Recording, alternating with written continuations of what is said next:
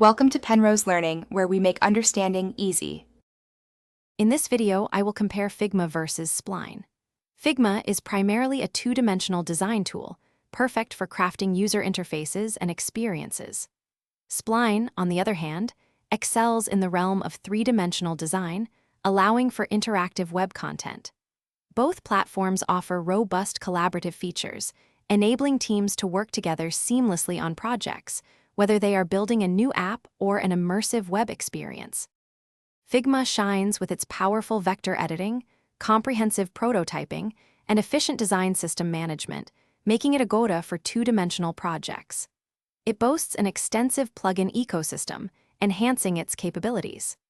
Spline offers robust tools for three-dimensional modeling, animation, and real-time rendering, allowing direct export of interactive three-dimensional scenes for web integration. Each tool has distinct strengths for different creative needs.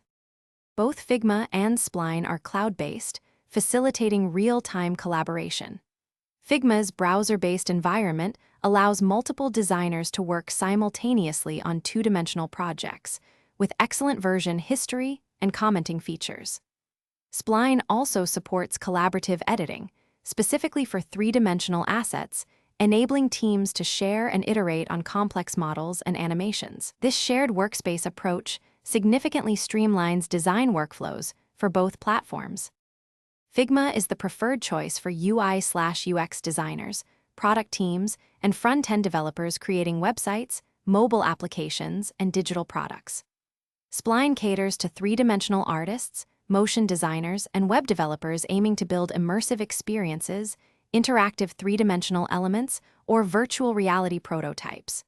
Your project's specific requirements, whether two-dimensional or three-dimensional, will ultimately guide your selection between these powerful design tools. Thanks for watching. If this was helpful, leave a like and consider subscribing. See you next time.